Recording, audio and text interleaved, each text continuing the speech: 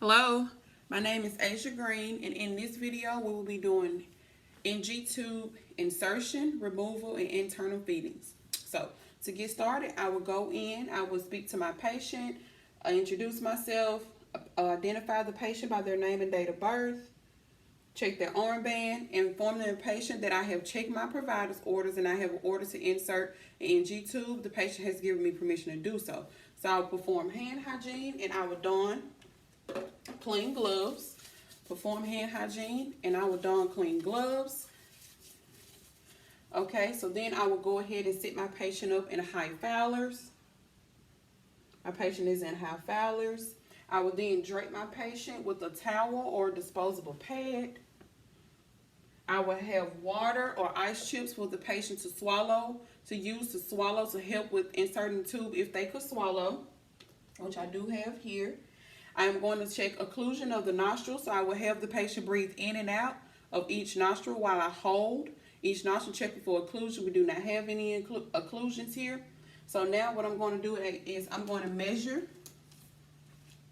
So how I would measure is I would take the tip of the NG tube from the tip of the patient's nose to the patient's ear down to the patient's xiphoid process, and then I am going to mark that with a piece of tape so I would know how far to go down. Okay, now that we have done that,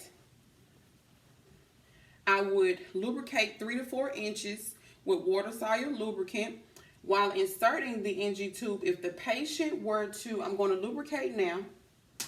While inserting the NG tube, if the patient were to show signs of distress by coughing, gasping, or cyanosis, I would discontinue the procedure and not move forward. The patient is ready, so what I'm doing, I'm going to tell the patient as I go in backwards and downwards, tell the patient to chin tuck and swallow. Okay? All right, Mr. Berry, we're going to go in. I want you to chin tuck and swallow, okay? So we're going. We're going. Keep going, Mr. Berry, okay? All right, we got it in. I'm going to temporarily mark this with tape. Okay, have that with my tape there. So what I would do is I would take some of the gastric content and put it on a strip of pH paper to check placement. So we're going to take a little bit out of here. We got a little bit there. And put it on strip paper. Okay, it's saying that it is in the correct placement. I'm going to send the patient down to X-ray to get them to verify placement through an X-ray exam. All right, so I got my patient, they're down in X-ray. While the patient down is in X-ray, I will document the size of the NG tube, the type of NG tube, which nair that it was placed in, how the patient tolerated that procedure, the gastric content description, the placement verification as well.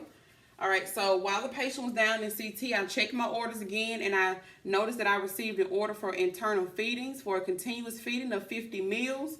So when the patient gets back up, we're going to start the patient on tube feedings. So my patient is back up. Patient is stable. I go back in. I explain the situation to the patient, let them know we're going to start continuous tube feedings. The patient has agreed to do so. So I will perform hand hygiene again, and I will don clean gloves. And then what I'm going to do is position the patient back in high Fowlers. The patient is high Fowlers. So I'm going to take 10 cc's of air just to be sure and verify that placement one more time. And we're going to listen. I should be able to hear the air once I push it into the NG tube. Okay.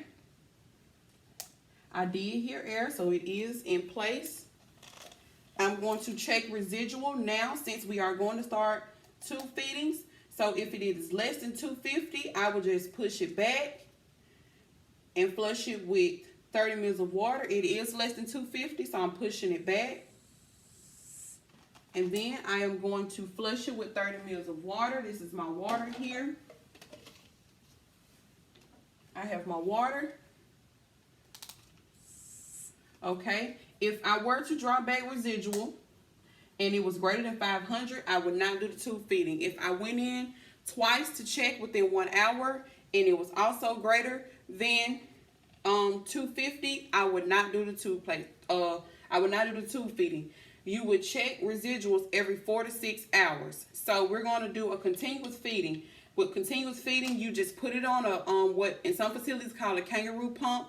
You set it to the rate that the provider has ordered. If it comes in a can, you will pour it over in a bag and hang it. Also with the bag, hang it with water. Turn the tube feeding on and let it go. Being sure to flush every 4 hours with 30 ml of water. If it was a bolus, you would shake the can, pour it into a cup, and you would manually pull it up and feed the patient this way, flushing with 30 ml of water before and after that procedure. And if it was a gravity, you would shake the can of formula, pour it into a bag, and you would hang it and let it flow through gravity. Again, flushing it before and after with 30 ml of water. For continuous feedings, you need to change the tubes every 24 hours. The tube sets needs to be changed 24 hours. So the tube feeding has been going. The patient is tolerating it well. There has been only less than 250 residuals every 6 hours when I go in and check. So now I have an order to stop the tube feedings and remove the NG tube. So that's what I'm going to do now. I will position my patient back in half filers again if they weren't. I will stop the tube feedings, turn it off from suctioning or clamps or anything that may be going. Explain to the patient that we're going to stop the feedings and we're going to remove the tube. The patient said it's okay, so I'm going to perform hand hygiene. I'm going to put on clean gloves once again. And then I'm going to explain to the patient that I want them to take a deep breath as I slowly and steadily pull the NG tube out. So I have my gloves on, I have tissue here, and I have soap and water to do nasal care and mouth care. So I'm going to release the tape from the patient's skin, nose, and I'm going to say, take a deep breath. Okay, Mr. Berry, I need you to take a deep breath. And we're going to go 1, 2, 3, 4, and it is out. I would have it balled up. I would have it a biohazard bag ready, and I will place it down into the biohazard bag. I'm going to clean my patient up. Okay. I will place my patient into a comfortable position. I will go and document the time of the removal, the type of tube that was removed, how the patient tolerated, any assessment findings that I found regarding the gastric content or anything like that. Make sure my patient is comfortable. I will perform hand hygiene and leave the patient's room. And also conditions that would cause you to need an NG tube could be GI cancer, could be bowel obstruction, and also some patients in the ICU that have been mechanically ventilated for 48 hours. The doctor sometimes order NG tube feedings for them as well. Thank you.